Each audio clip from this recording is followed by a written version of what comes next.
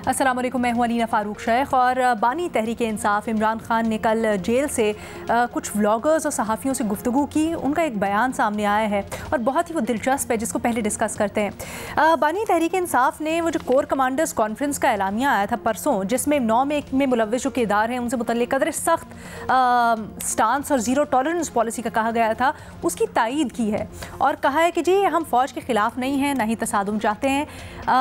9 में मुलव्विस जो किरदार थे 9 में उनको कड़ी से कड़ी और सख्त सज़ा देनी चाहिए। साथ ही साथ ये गिला भी किया कि 8 फरवरी से किसी ने मुझसे रब्ता नहीं किया। ये तो अभी हालिया बयान में खान साहब ने कहा है, लेकिन इससे पहले देखा गया कि कंडेम तो करते थे खान साहब, लेकिन फिर भी वो ये कहते थे कि जो 9 में को सारा पुरतशद्दुद कार्रवाइयाँ या जलाओ घिराव हुआ, वो एक मुनज़्ज़म साजिश थी उनके और उनकी पार्टी के ख़िलाफ़, ताकि उनको गैर ज़रूरी तौर पर किसी चीज़ के अंदर फंसाया जाए। ये उनको इंडाइट करने के लिए जान के सारा एक प्रोपेगेंडा किया गया, फॉल्स फ्लैग ऑपरेशन किया गया। अब इसके साथ साथ ये भी जमा खातिर कि जब इलेक्शंस हुए तो उसमें पार्टी टिकट्स जो तकसीम की गई पीटीआई की, वो अक्सर उन लोगों को थी जो कि 9 में मुलव्विस, या वीडियोज़ जो सर्कुलेट हुई, ऑडियोज़ जो मंजर आम पर आई 9 में से मुतल्लिक, उनमें वो किरदार बड़े सामने थे और उनमें वो किरदार मुलव्विस थे।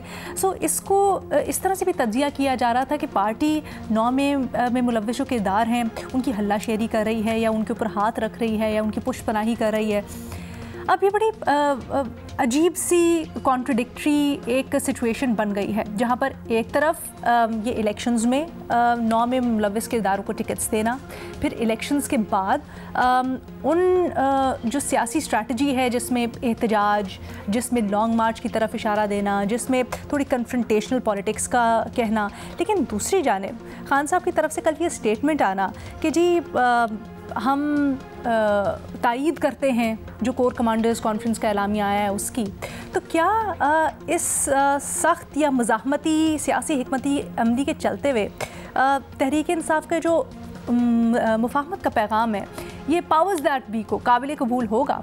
अपने तज्जियाकारों के सामने यही सवाल रखा है हमने, और हमें ज्वाइन कर रहे हैं इसके लिए इरशाद भट्टी साहब, महमूद सरफराज साहिबा, उमर चीमा साहब और शहजाद इकबाल साहब भी हमारे साथ मौजूद हैं। भट्टी साहब, आपसे मैं सबसे पहले जानना चाहती हूँ, गिला तो कर रहे हैं खान साहब, लेकिन लचक की या फिर खान साहब से बातचीत की कितनी गुंजाइश है?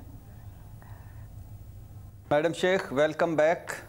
अल्लाह आपको सेहत दे। Thank you. मेरी दुआओं से ही मुझे लगता है आप बीमार हुई थी और मेरी दुआओं से ही आप ठीक हुई हैं, तो अल्लाह ताला आपको मुकम्मल सेहत अता करे। मैडम शेख, आप भी मुर्शिद हो गए हैं आजकल, क्या दुआएं करने लग गए इतनी बड़ी बड़ी? जी चूंकि सारे मुर्शिद इस वक्त इधर उधर हैं, तो अब मेरे पे ही सारा ये बोझ आगे। जी मुर्शिद। मैडम शेख जी, बस आज के बाद मुझे सारों को मैं पैगाम देना चाहता हूँ कि मुझे मुर्शिद कहा करें। तो मैडम शेख को जनाब इमरान खान साहब, जिनको 220 दिन के करीब हो गए हैं जेल में, उन्होंने फरमाया है, कोर कमांडर कॉन्फ्रेंस की मुकम्मल तायीद करता हूँ। सानिया 9 मई के मुल्ज़मों को कड़ी सज़ा मिलनी चाहिए। मैं कहता हूँ सज़ा दें। और इमरान खान साहब ने ये कोर कमांडर कॉन्फ्रेंस के हवाले से ही उसी एलामिये को सामने रख के कहा कि इलेक्शन धांधली पर तनकीद करना फ़ौज पर तनकीद करना नहीं है। हमारी पार्टी में कोई फ़ौज के ख़िलाफ़ नहीं है। अगर कोई ये समझता है कि इलेक्शन ठीक हुए या शफाफ हुए या धांधली नहीं हुई, तो वो 4 हलके खोल दे। ये 2014 में भी वैसे 4 थे, लेकिन अब बड़े मज़े के 4 हलके उन्होंने कहे हैं, और ये बड़ी अच्छी ऑप्शन है वैसे। एक पेशावर में नूर आलम का हलका, लाहौर से नवाज शरीफ और यास्मीन राशिद का हलका, और इस्लामाबाद का कोई हलका। ये अगर आप खोल दें तो इमरान खान साहब कहते हैं अगर इनमें कोई धांधली ना आई, और एक सलमान अकरम राजा और ओन चौधरी का हलका, अगर इनमें कोई धांधली का कोई सबूत ना मिला तो हम आगे बढ़ने को तैयार हैं। नून लीग की ज़्यादा से ज़्यादा सीटें 25 थीं। शरीफों के पास कोई प्लान नहीं, जो कुछ करना है फ़ौज ने करना है, और सियासी अदम इस्तेकाम ख़त्म किए बगैर मुआशी बुहरान हल नहीं होगा। अब मैडम शेख, अब इमरान खान साहब का वो देखिए, रिजीम चेंज, साइफर बयानिया, मीर जाफ़र, मीर सादक, ये न्यूट्रल, ये साजिशी, ये आलाकार, ये सहूलतकार, और 9 मई। और फिर 9 मई के बाद उन्होंने कहा कि ये 9 मई तो हमारे खिलाफ साजिश है, CCTV फुटेज सामने लाएं और जुडिशल कमीशन बनाएं। और फिर इमरान खान साहब के वो बयानात भी एक सीरीज़ थी जिसका लुब्बे लुबाब ये था कि अगर मुझे गिरफ्तार किया जाएगा तो यही रद्द अमल आएगा। और अब ये बयान, इस पे ये भी कहा जा सकता है कि बड़ी देर कर दी मेहरबान आते आते, और ये भी कहा जा सकता है कि देर आयत दुरुस्त आयत। मैं इमरान खान साहब के इस बयान को खुशामदीद कहता हूँ और वेलकम कहता हूँ अगर वो इस पर कायम रहते हैं। इस बयान को लेकर आगे बढ़ना चाहिए मैडम शेख, मफामत की तरफ, मिसाके मईशत या मिसाके पाकिस्तान की तरफ डायलॉग करने चाहिए, क्योंकि इसमें अब कोई शक नहीं कि 9 मई वालों को अल्लाह ताला के फजल और आवाम की मेहरबानी से 8 फरवरी मिला है।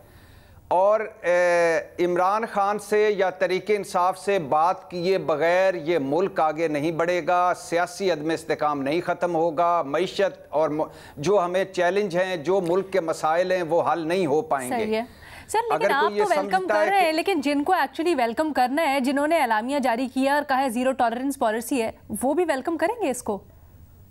मुझे मैडम शेख, ये चूंकि बहुत ज़्यादा तलखी है, बहुत ज़्यादा नफ़रत और तकसीम है, चारों तरफ ज़ीरो टॉलरेंस है, लेकिन इस बयान को मुस्बत लिया जा रहा है। अच्छा। यहाँ तक तो ठीक है, अब इस पे आगे कुछ होगा ये मुझे नहीं पता। किस हद तक मुस्बत लिया जा रहा है, कैसे, आपको क्यों ऐसा लगा?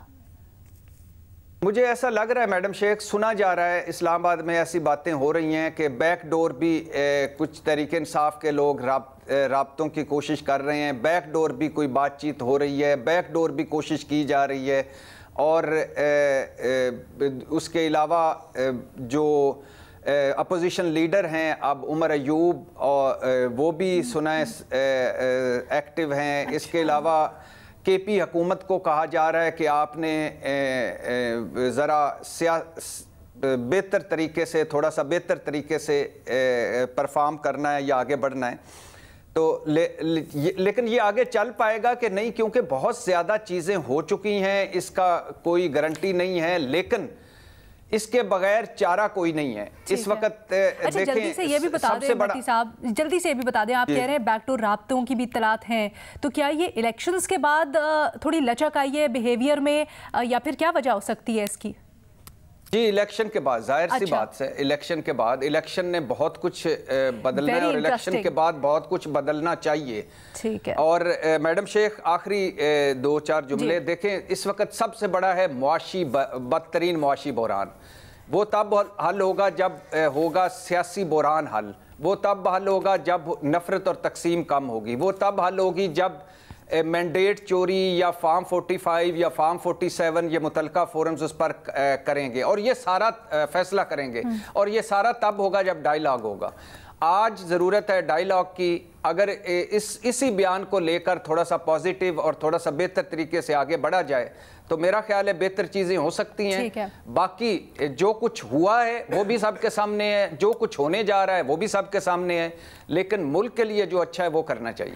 उमर, आपका क्या तज्जिया है? क्या खान साहब का एलामिया की तायीद करना मामले को सॉफन करने की कोशिश है, और फिर क्या वहाँ से भी जिसकी तरफ इशारा है खान साहब का, वहाँ से भी वैसे ही सिग्नल्स आएंगे और उसी तरह वेलकम किया जाएगा?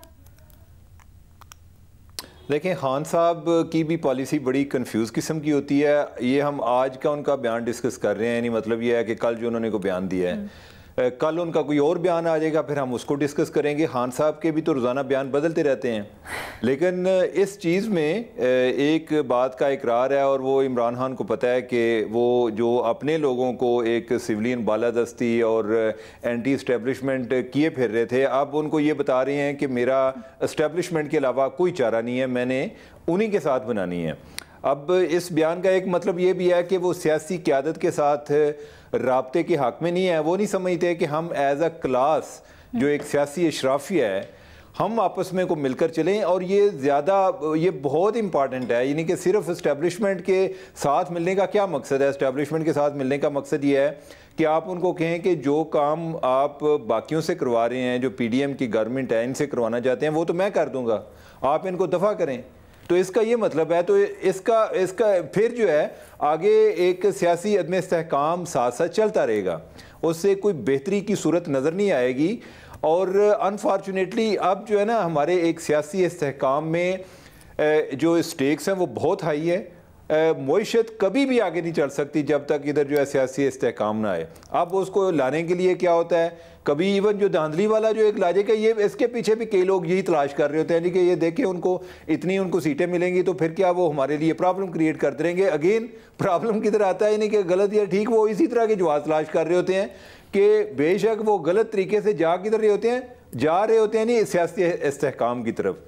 तो वो हर सूरत में आना चाहिए। जो ये बात हो रही थी जी कि नफरत जो है वो मैंडेट के चोरी होने की वजह से हुई है, मेरा नहीं ख्याल कि इस वजह से हुई है। नफरत इससे पहले चल रही है और हमें इस बात को करना चाहिए। अगर हम चाहते हैं वाकई नफरत को ख़त्म करना, तो हमें इस बात को करते रहना चाहिए कि जो हालिया दहाइयाँ हैं या पिछले कुछ 10-15 साल, इसमें नफरत की सियासत का आगाज़ इमरान खान ने किया है।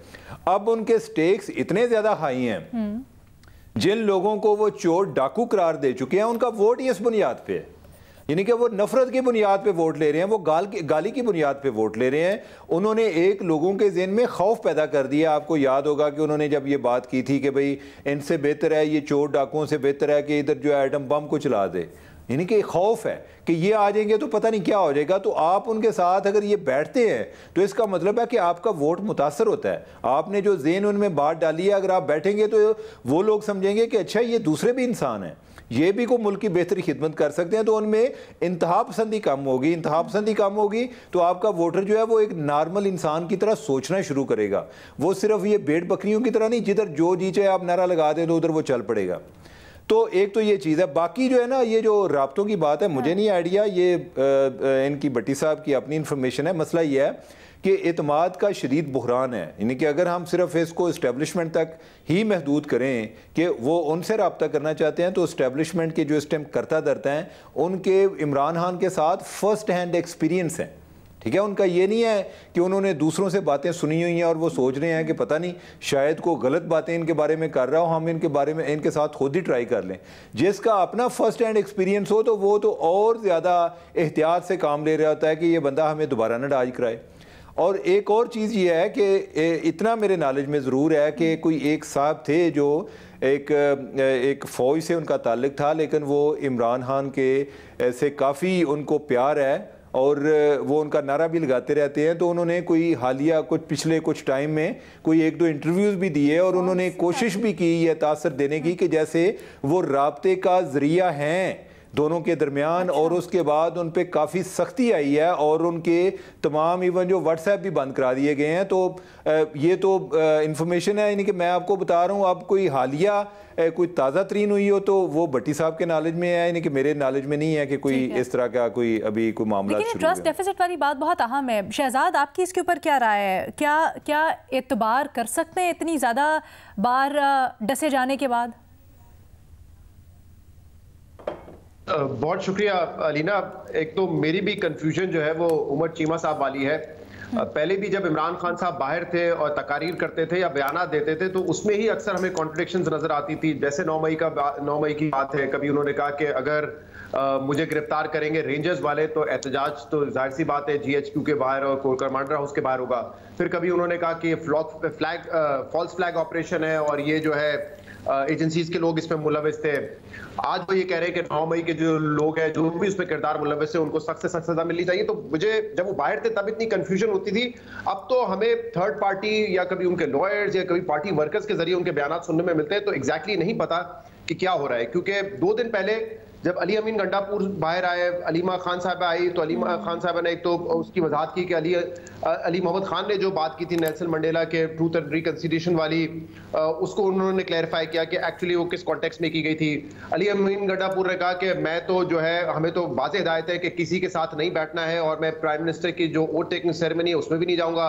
शेर मरवा साहब कह रहे हैं कि असेंबलियों में हमने जो हुकूमती बेंचेस पे लोग बैठे हुए उनसे गले भी नहीं मिलना। बेशक आप गौहर साहब से जितनी भी गले मिलना चाहे मिले, ऑपोजिशन से नहीं मिले। तो मुझे तो बड़ी कंफ्यूजन नजर आती है। और फिर कल ये बयान आ जाना कि 9 मई के हवाले से जो भी है जिस पे भी इल्जाम है उसके खिलाफ जो है कार्रवाई जरूर होनी चाहिए। तो क्या एक्चुअल सिचुएशन है, मैं इस बारे में कोई हतमी राय नहीं कायम कर सकता।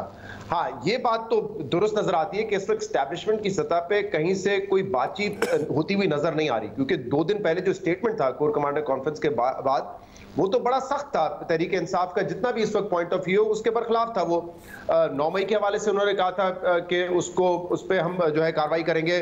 कहीं पे उसमें जुडिशल कमीशन की बात नहीं की गई थी, जो मुतालबा रहा है तहरीक इंसाफ का रहा या फिर बिलावल भुट्टो ने उसको सेकंड किया जी, तो वो हमें कहीं उसमें नहीं नजर आया। कोर कमांडर उन्होंने तो कहा जो तहकीकात चल रही हैं, वजीर आजम ने जो कहा है उसको आगे बढ़ाया जाएगा मामले को। फिर इलेक्शन पे उन्होंने अपने आप को बिल्कुल महदूद किया कि हम तो सिक्योरिटी के फराइज अंजाम दे रहे थे और इसके अलावा जो भी सियासी अनासर इस वक्त बात कर रहे हैं वो प्रोपेगेंडा है, वो इंतशार फैलाना चाहते हैं। तो वो भी तहरीक इंसाफ के हक में नहीं जाती बात तरीके से, क्योंकि तहरीक इंसाफ चाहती है कि इस वक्त जुडिशल कमीशन इस पर भी बने, रेकिंग के मामला पे जो है तहकीकात हो।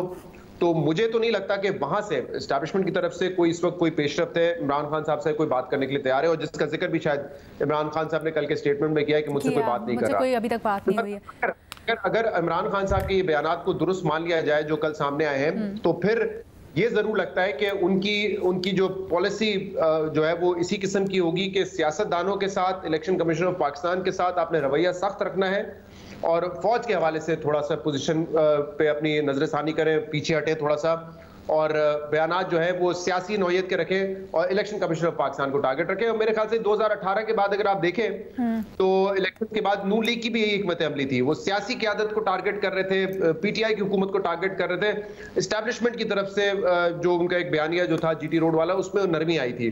फिर बाद में कहीं 2020 में जाके गुजरांवाला में, तो आपका ख्याल है कि खान साहब को भी शायद कहीं ना कहीं ये इदराक हो गया है कि अगर पावर पॉलिटिक्स करनी है या पावर में आना है तो फिर पावरफुल से बना के रखनी है। मैं सारी बातें इफ एंड बट्स पे कर रहा हूं, क्योंकि एज आई सेड उनके खुद बयानात में इतने हमें जो है चेंजेस नजर आते थे। यहाँ तो हर रोज एक नया बयान। अच्छा, महमल से पूछ लेते हैं कि महमल किस तरह से खान साहब के इस बयान का तज्जिया कर रही हैं। ठीक है, के साथ कह रहा हूँ कि अगर ये बयान उनके इसी तरह है तो उस पर मैं अपना तज्जिया पेश कर रहा हूँ जी। ठीक है, महमल से पूछ लेते हैं ना कि महमल आपने किस तरह से तज्जिया किया। और ख्वाजा साद रफीक साहब बड़ी इंटरेस्टिंग बात करते हैं। वो कहते हैं कि इतनी दफ़ा खान साहब ने नफरत और सियासी इंतशार की बात की है और जनरली मुल्क के मफाद में नहीं उस तरह से रहे उनके जो इक़दाम थे।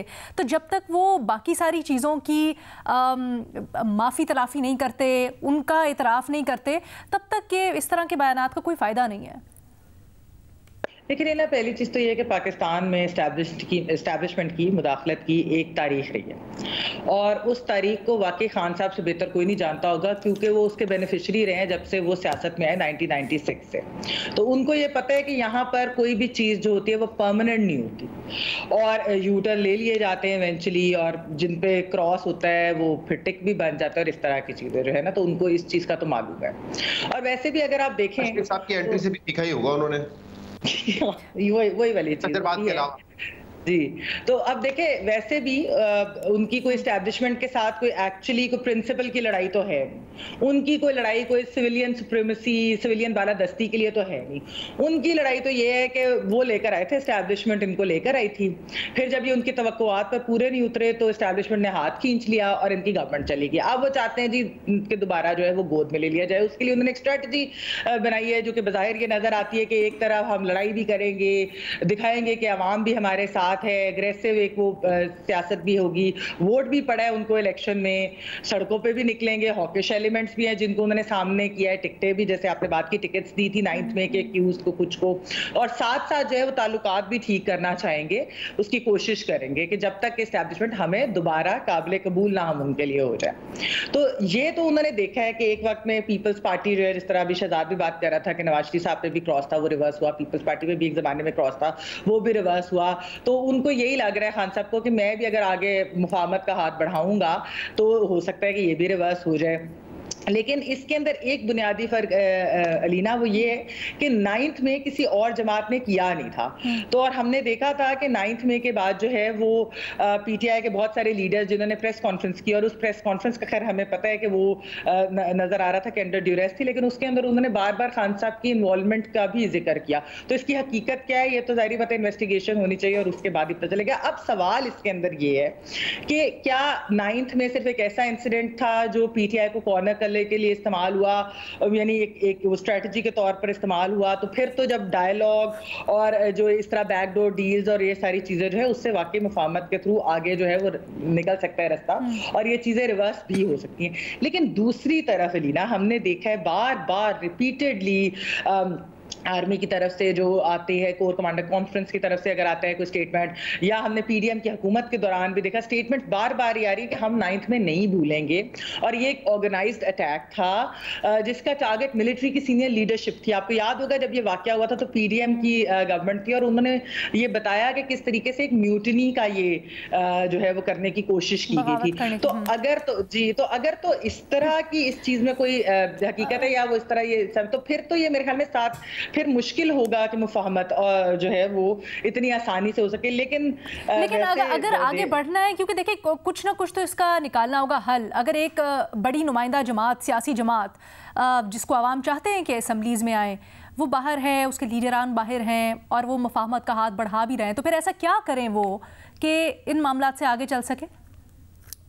देखिए लीना, एक तो खैर फिर उसके अंदर जो चीज करनी होगी कि एक ही स्टांस लेना होगा, क्योंकि ये जो सारों ने अभी बात की है, भट्टी साहब ने की है, उमर ने बात की है, शहजाद ने बात की है कि एक दिन एक बयान होता है, एक दिन दूसरा बयानिया होता है, पता ही नहीं चलता। वो इतनी अधिक कंफ्यूजन हो जाती है कि आज ये फॉल्स फ्लैग है तो कल कह रहे हैं कि नहीं इन सारों को जो 9th में मुलविस है उनको सजा दें, फिर किसी दिन कुछ और आ जाता है। एक दिन जाफर मीर सादिक होते हैं, फिर कहते हैं मैंने उनको तो नहीं कहा था, वो तो हम सियासतदानों को कहा जा रहा था। ये जो चीजें मेरे ख्याल में फिर वो स्टांस जो है वो उनको एक तरीके से शायद लेना पड़ेगा कि जो क्लैरिटी हो जिसके अंदर। और एक और चीज मेरे अपने ख्याल में लीना बहुत जरूरी है, हम यहाँ पर बात करें अभी भी यही बात हो रही है कि ये जो मुफाहमत का हाथ बढ़ाया जा रहा है ये सिर्फ और सिर्फ एस्टैब्लिशमेंट की तरफ है, ये अपने सियासी राइवल्स की तरफ नहीं, अपोनेंट्स की तरफ नहीं है।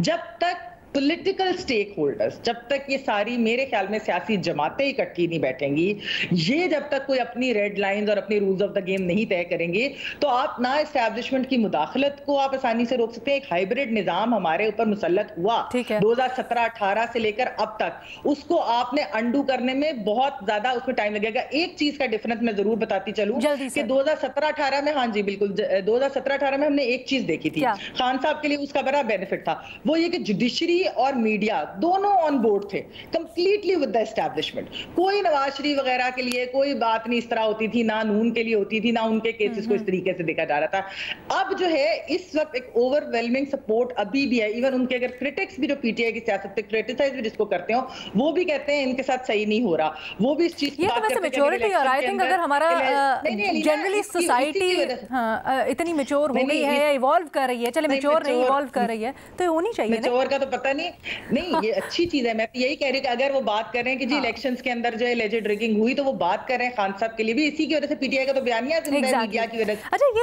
इंटरेस्टिंग बात आपने की है। एक छोटी सी ब्रेक लेते हैं, फिर हाजिर होते हैं। बानी तहरीक इंसाफ इमरान खान की तरफ से मुफाहमत का पैगाम, लेकिन क्या ये कबूल किया जाएगा? ये अपने तज्जियाकारों के सामने सवाल रखकर भट्टी साहब, बाकी जो तीनों तज्जियाकार हैं वो ज़्यादा एडमिट नहीं है, कायल नहीं है इस बात के ऊपर कि इसको वेलकम किया जाएगा, उनको भी शकूक व शुबहात हैं। आपको क्यों ज़्यादा थोड़ा यकीन है सबसे?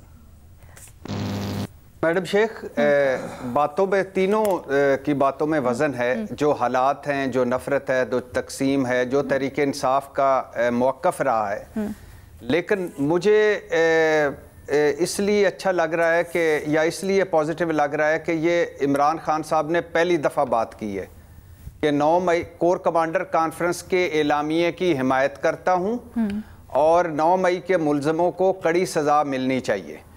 ये छोटी बात नहीं है।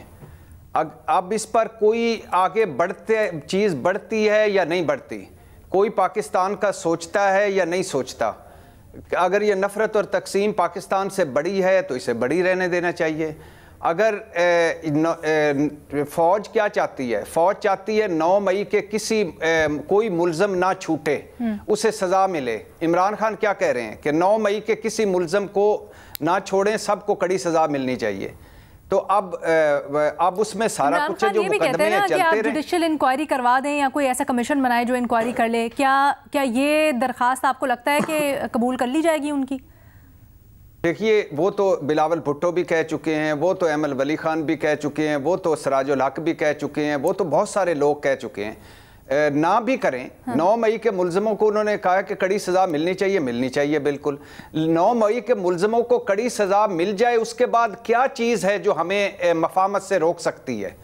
क्या चीज़ है जो पाकिस्तान से बड़ी है? क्या चीज़ है जो इस वक्त हमें हमारे सामने आ रही है? जो हमारा हाल है, घर नहीं दाने साढ़े, वो कहते हैं कमले भी सियाने, अजीबो गरीब सूरत हाल है। मुल्क किन मसाइल में है और हम किन मसलों में। एतमाद का बड़ा फुकदान है, क्या करें खान साहब ऐसा के उनकी तरफ लोग रागिब हों, उनकी बात सुनने के लिए भी, आगे बढ़ने के लिए उनकी बात सुनी जाए? देखिए, ना सुने, कोई ना सुने, ना रागिब हों, कोई ना रागिब हों। अब जो हालात इस वक्त चल रहे हैं, अच्छा, जो इस वक्त सूरत हाल है, इस वक्त जो मौजूदा सियासी सूरत हाल है, जो मुल्क की सूरत हाल है, उसमें अगर चल सकता है ऐसे तो चला लें, अगर इस तरह मसाइल हल हो सकते हैं तो कर लें। मैं तो एक उस बयान पे बात कर रहा हूं कि उस बयान को जिससे भी बात की है उसने कहा पॉजिटिव है। और दूसरी बात है कि इसमें माजी बिल्कुल है, जो सारे बात कर रहे हैं बिल्कुल है। मैंने एक बात इसमें अपने में ये भी कही कि अगर इमरान खान साहब इस पर कायम रहते हैं तो इससे बड़ी और अच्छी बात क्या हो सकती? वो ये नहीं कह रहे कि 9 मई को माफ कर दिया जाए, सारों को छोड़ दिया जाए। वो कहते हैं सजा दें शहजाद, लेकिन शहजाद उसके लिए शर्त रख रहे हैं ना वो कि कैसे सजा देंगे शहजाद।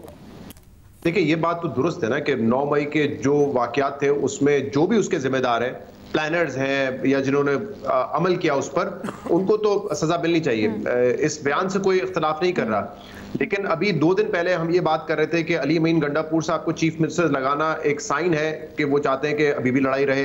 अचकजई साहब जिन्होंने एस्टैब्लिशमेंट मुखालिफ तकरीर की और चंद जुमले उन्होंने पीटीआई की हिमायत में बताए, तो उनको प्रेसिडेंशियल कैंडिडेट का नॉमिनेट कर दिया।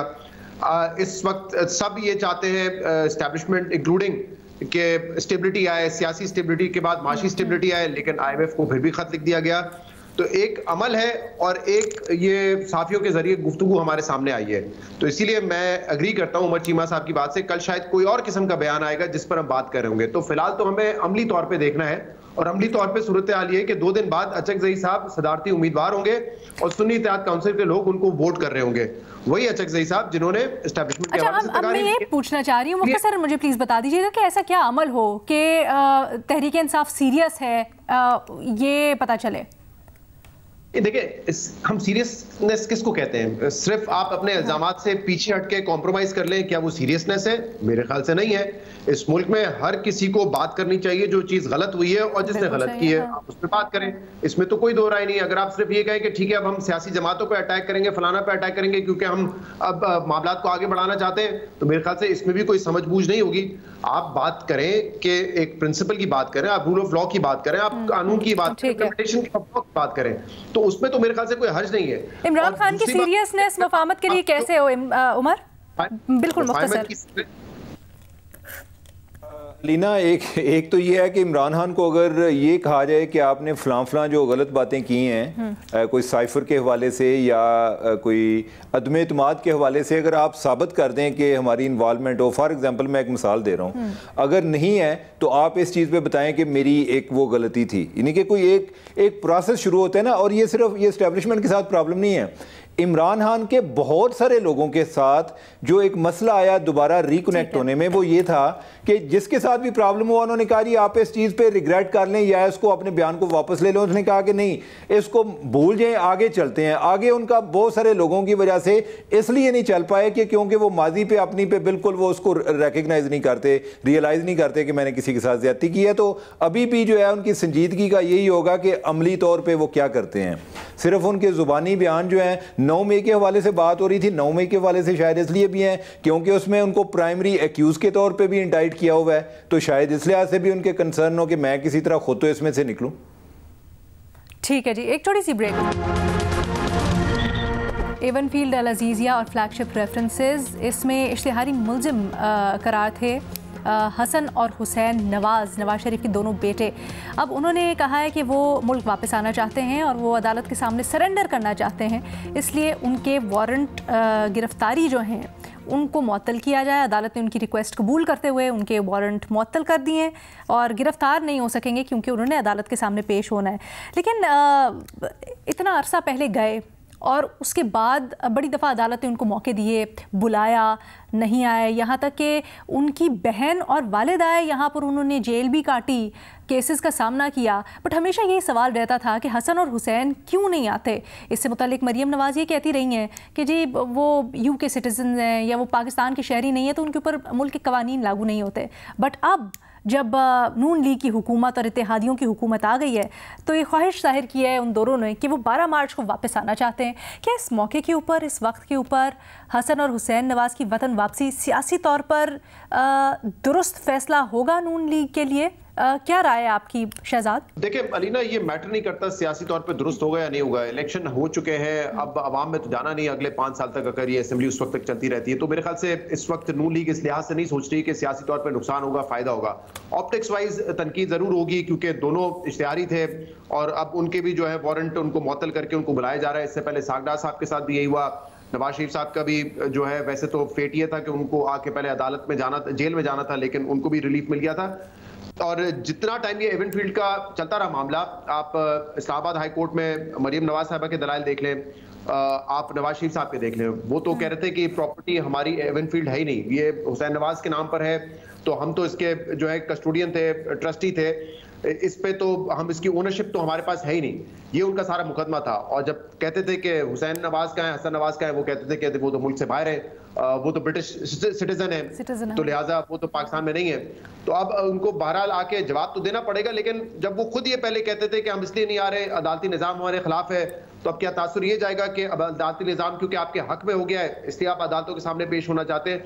तो ये ऑप्टिक वाइज तो मेरे ख्याल से इस पर तनकीद होगी। लेकिन पोलराइजेशन इतनी हो चुकी है कि एक तबका है उनको बुरा भला कहेगा, नून लीग उनको वेलकम करेगी कि नहीं उनका हक है आना। तो इससे सियासी नुकसान का मेरे ख्याल से कोई ताल्लुक नहीं है फिलहाल, क्योंकि इलेक्शन हो चुके हैं, क्या सियासी नुकसान। लेकिन सियासत बड़ी अनप्रेडिक्टेबल है महमल, हमने यहाँ पर देखा है 5 साल बहुत दूर, उससे पहले भी बड़ा कुछ हो जाता है। अरे ना वो तो चीज ठीक है। देखिए सियासी तौर के ऊपर तो इसको यूज किया जा सकता है कि जी ऑप्टिक्स ठीक है नहीं है, लेकिन बात ये है कि केस तो खत्म हो गए।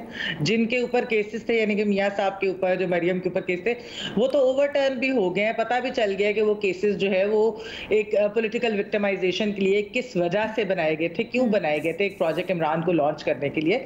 तो वो तो चीज हमारे सामने। तो अगर अब वो आना चाहते तो इसमें वो वैसे तो देखा जाए तो कोई ऐसी बात तो है नहीं कि वो ना आए।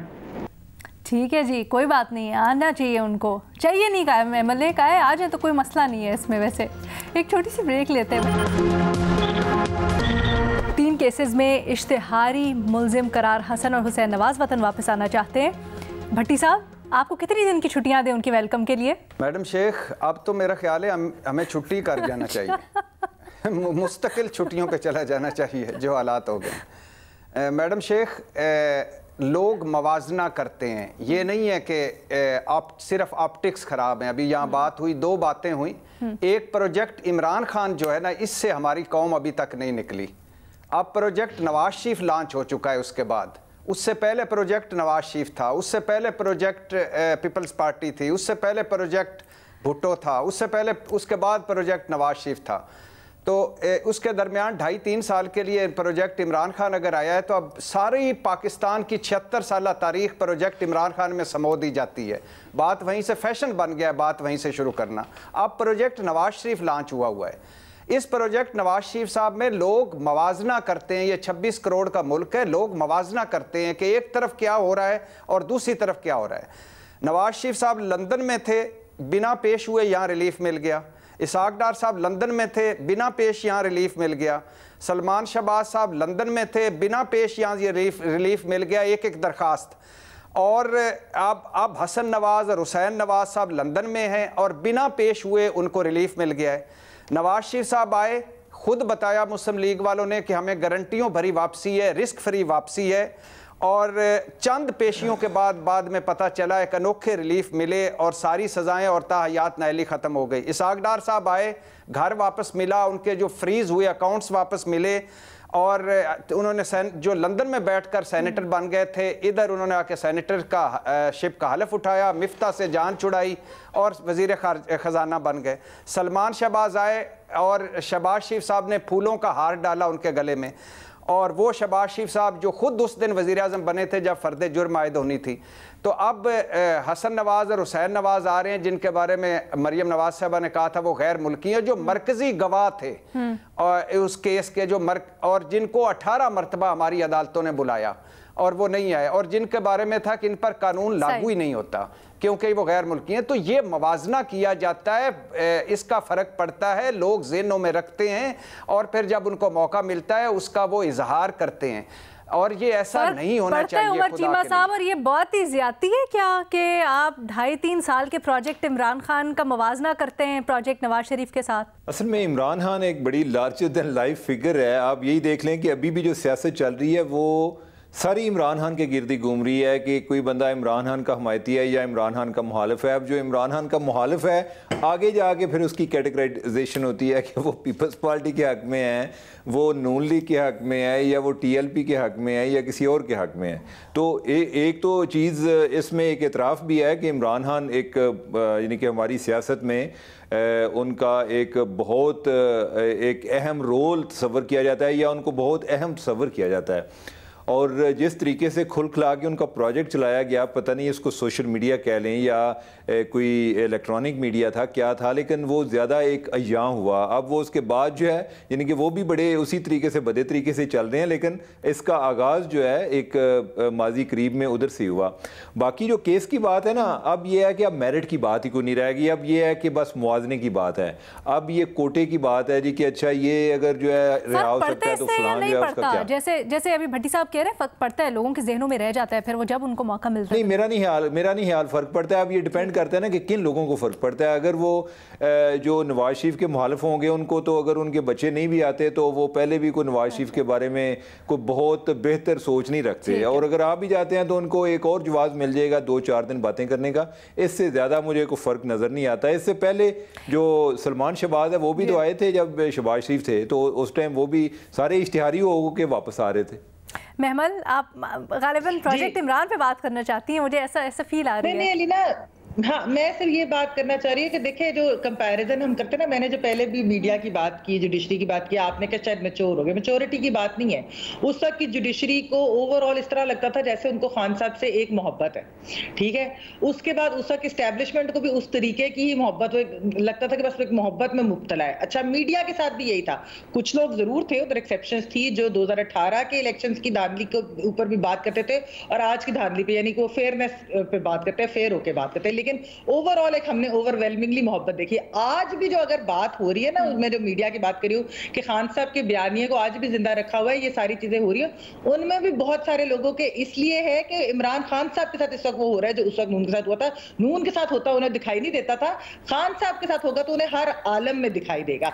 जो लोग फेयर है, मैं उनकी बात नहीं कर रही, वो तब भी बात करते थे, वो आज भी बात करते हैं। मैं उनकी बात कर रही हूँ जो तब नहीं बात करते थे लेकिन आज करेंगे, क्योंकि मोहब्बत उनको यही है कि खान साहब से। चले जी, प्रोग्राम को भी थोड़ा डिस्कनेक्ट कर देते हैं। यहाँ पर सोशल मीडिया की बात हो रही थी तो ये जाते जाते ज़रूर कहते जाए कि 3 हफ्ते से ज़ायद हो गए हैं एक्स फॉर्मली ट्विटर बंद है।